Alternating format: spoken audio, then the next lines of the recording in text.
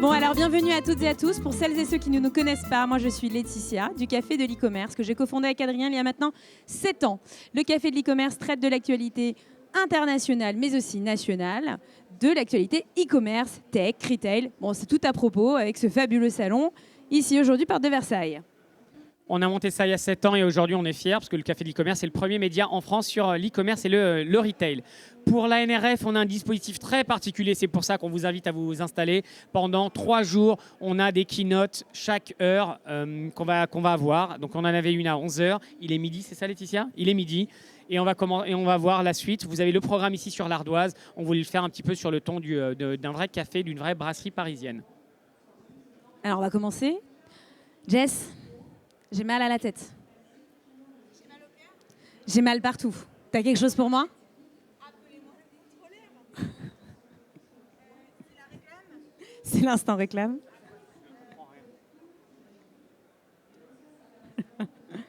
Qu'est-ce que c'est ? Performax. Pplug, Camille, explique-nous, Performax, qu'est-ce donc ? Performax, c'est l'outil miracle pour remédier à tous vos maux. Donc vos maux de tête, vos maux de ventre, vos maux de cœur, mais surtout vos maux de paiement. Donc comment booster la performance de vos paiements ? Prenez les du maux Performax. de la CB, on connaît, Absolument. on connaît. Les maux de la CB, voilà. Adrien n'était pas au courant. Bon, on vous met dans le vif du sujet. On va parler de paiement. Ça, c'est un super truc que l'équipe Pplug a fait. Discuter avec eux. En tout cas, on va parler de paiement aujourd'hui. On a l'honneur d'avoir Camille Sampou de Pplug. Et désolé, Sébastien, Monsieur Besson, que j'appelle quand on s'organise avec Adrien. Mais en tout cas, Besson, vous la connaissez toute cette marque. Et elle nous fait l'honneur d'être ici. Et bien, on va parler de paiement.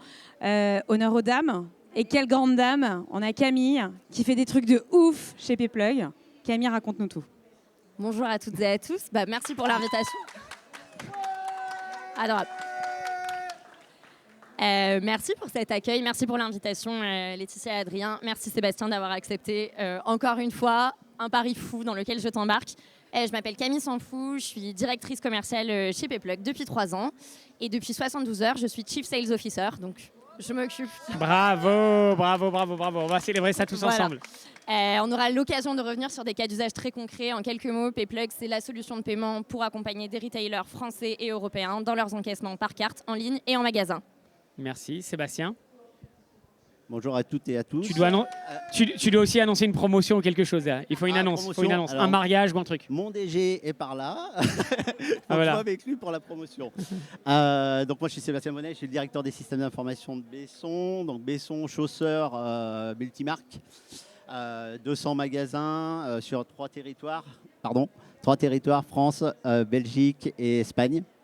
Voilà, et mon rôle, c'est d'accompagner l'ensemble des métiers dans mettre en œuvre les projets numériques et digitaux, dont la partie paiement qu'on a pu faire avec Pplug. J'ai une première question, alors tu peux passer le micro à Camille. Camille, donc vous, on vous connaît bien en France, vous êtes un acteur fintech incontournable. Ouais. C'est quoi un peu ton regard sur le marché et les tendances que tu vois sur le marché ? Ouais. France, Europe, c'est NRF Europe, donc on va parler un peu d'Europe et particulièrement sur la France.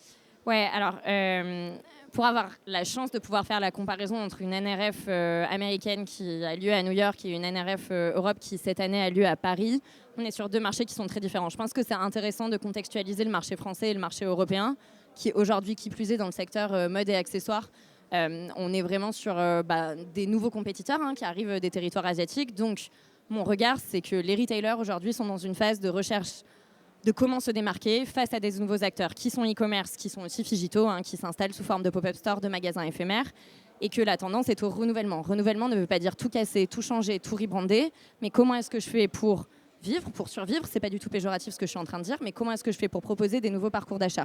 L'occasion d'une NRF européenne, c'est comment est-ce que je fais pour rapporter ce qui se passe de mieux sur les territoires étrangers et les ramener dans ma réalité. Aux États-Unis, on a des expériences qui sont encore plus abouties. La disparition totale des comptoirs d'encaissement. Je pense que sur le territoire européen, on est sur une phase intermédiaire. On est sur une phase de comment est-ce que je fais pour compléter mes supports d'encaissement très traditionnels en magasin et même en ligne, avec des nouvelles actions, avec des nouvelles innovations, sans casser ce qui existe sur la base. Je pense évidemment à de l'encaissement en mobilité pour la partie physique.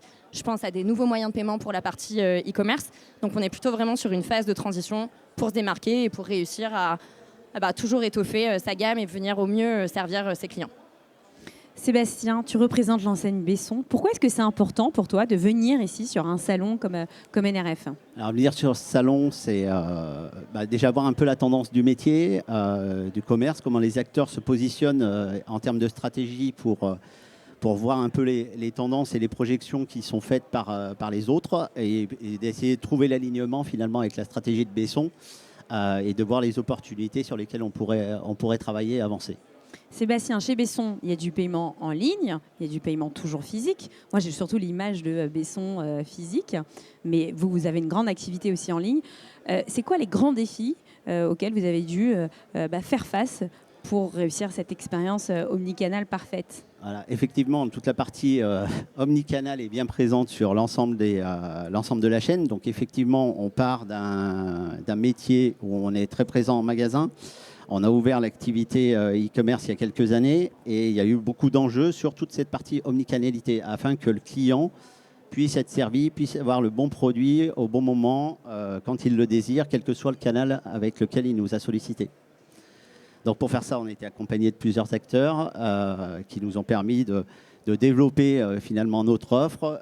Nos gérants également qui ont joué le jeu, parce que ce n'est pas évident de passer d'un mode de vente magasin à un mode de vente omnicanal avec le e-commerce qui sollicite le magasin pour envoyer les produits aux clients. Donc toute cette démarche-là a permis de faire un fonctionnement d'omnicanalité assez performant. Dans ma famille, on dit que je suis gronchon. Je souris jamais. Donc je ne vais pas sourire, je vais essayer de faire un effort. Tu viens de parler d'omnicanalité. L'international, c'est aussi quelque chose qui est important. Et c'est d'ailleurs pour ça que vous êtes ici. Est-ce que tu peux me parler un peu de ce partenariat? Parce que si vous êtes là tous les deux, c'est aussi pour parler de quelque chose. On voit tous les jours des partenaires se faire des bisous, mais derrière, ça ne se passe pas très bien. Je suis gronchon, il faut que je pose la question. Qu'est-ce que vous faites ensemble? Ça a démarré où? Et on en est où? Alors, ça a démarré en 2024 où on décide de faire un replatforming de notre site e-commerce. Où finalement on se pose la question de trouver le PSP qui correspond, donc l'acquéreur qui correspond à notre façon de travailler, à nos valeurs, à nos modes de fonctionnement, qui est adapté finalement à la culture Besson. On fait le choix de travailler avec Payplug sur cette partie-là. Je pense qu'aujourd'hui, si on est là, c'est qu'on a fait plutôt le bon choix. Voilà, donc même le gronchon. Et ce partenariat s'est développé au fur et à mesure. On a eu une période, on va dire, de mise en œuvre, on va dire, de la solution e-commerce. Et puis, naturellement, j'ai eu une problématique sur un des territoires. Territoire donc, qui est l'Espagne, où la fonctionnalité de contactless ne fonctionnait pas avec le partenaire acquéreur qu'on avait. Donc naturellement, comme ça se passait bien avec nos amis de Payplug, je les ai sollicités en mode pompier, en mode urgence. Voilà, j'avais des enjeux en termes de timing. J'avais un mois pour finalement réussir à mettre en place ce service-là pour nos clients. Les équipes Payplug ont répondu présentes. Avec notre partenaire monétique également. Donc le vrai intérêt, c'est qu'ils se sont mis en ordre de marche tous les deux en même temps. Donc leur partenariat a permis de faire accélérer les choses. Et le service a été délivré en temps et en heure et totalement opérationnel. Donc partenariat réussi, bon mode de fonctionnement. Et on ne se fait pas que des bisous pour le plaisir. On a une vraie collaboration et des vraies réussites. Camille, que de louanges. On entend bien Merci. que c'est un déploiement réussi à l'international. Tout s'est fait très vite. On a limité les fracas. Mais moi, je te connais. Je sais que tu as apporté autre chose. C'est quoi les petits trucs en plus que tu as mis en place pour assurer cette performance dans les paiements à l'international? La performance. Et Dieu sait qu'on en a eu besoin parce que Sébastien parle d'un timing serré, donc de quelques semaines, disons d'un mois. Il s'avère que c'était le mois de décembre. Donc, le meilleur fête mois. de fin d'année. On a tous envie de travailler à ce moment-là. Mais absolument. Et surtout, ce qui est un mois pas du tout chargé et vraiment avec zéro enjeu pour les retailers. Puisqu'on enchaîne une période de fête de fin d'année qui, avec des soldes qui arrivent en général derrière, donc une période assez charnière. Alors, au-delà d'une stack qui fonctionne et d'avoir des connexions avec une multitude d'outils pour que ce soit évidemment déployé en temps et heure, je pense que ce qui a bien fonctionné, c'est l'accompagnement au sens humain. L'accompagnement, c'est donc une équipe de Customer Success et d'accompagnement au déploiement en interne chez Payplug à disposition du client. Il faut bien se rendre compte que pendant ces périodes, les collaborateurs de Payplug se substituent à des collaborateurs des retailers qu'on accompagne. Vraiment, ils n'ont pas d'adresse mail Besson Chaussures, mais ils pourraient. Donc c'est vraiment l'accompagnement, je pense, qui a fait la différence. Et l'accompagnement, on le fait en 360. Donc on le fait aussi bien avec Besson Chaussures qu'avec les partenaires technologiques et de maintenance, en France ou à l'étranger dans cette configuration, pour se mettre en ordre de marche avec eux, avec une méthodologie hyper agile et hyper itérative, où en quelques jours, on a besoin de faire un déploiement sur plusieurs magasins à l'étranger. Je pense que c'est ça qui a fait la diff, et évidemment un sujet de robustesse et de scalabilité de la plateforme qui est mise à disposition. Là, on est en septembre. Ce sera pour toi, Sébastien. C'est quoi la suite? Et en fait, ça sera la même question pour toi, Camille. Mais Sébastien, c'est quoi dans la roadmap?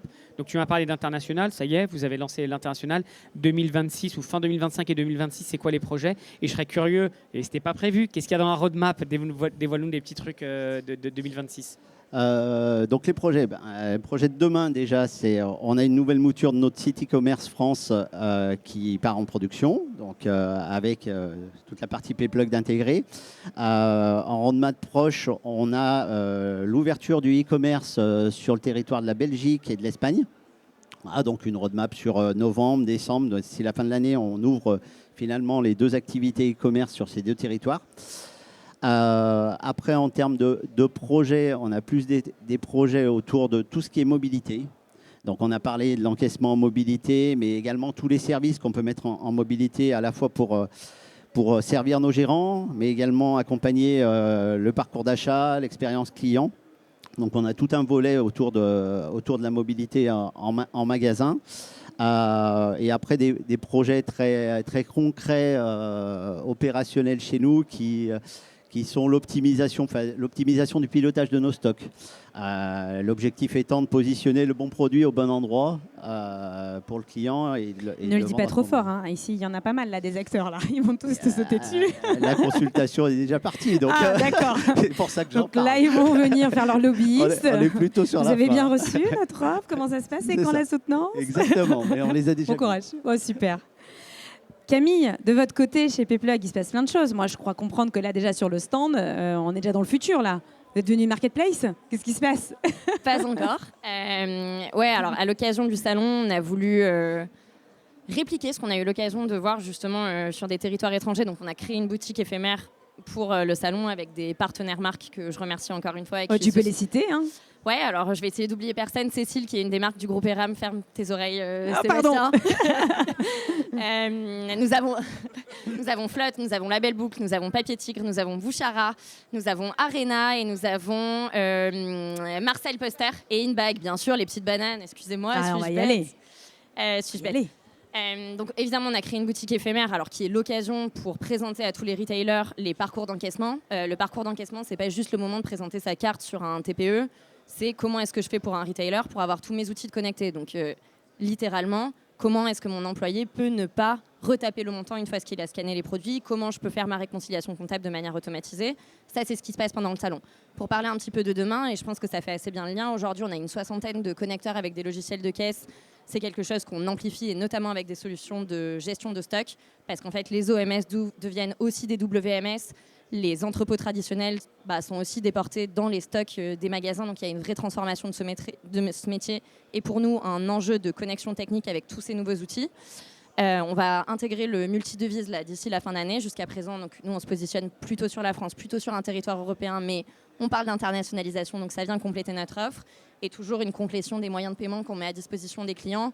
Je pense notamment à Wiro, qui est un wallet pan-européen dont vous avez probablement entendu parler, qui a un très beau stand jeune également. Bruit, ouais. Voilà. Donc des nouvelles palettes de moyens de paiement à disposition, des nouvelles connexions. Voilà.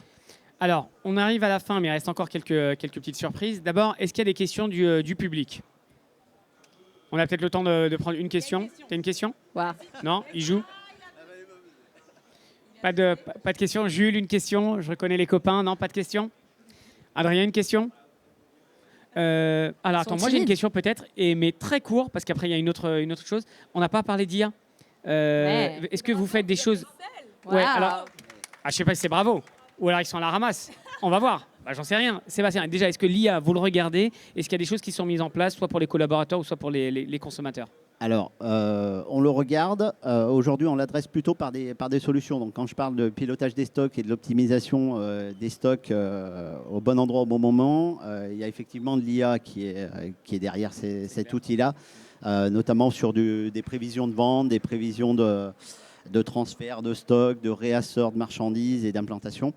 Après, en termes de stratégie, pour l'instant, on regarde de loin. Donc, les équipes ont des outils, manipulent de l'IA, mais on n'a pas encore posé une roadmap en termes de stratégie sur la partie IA.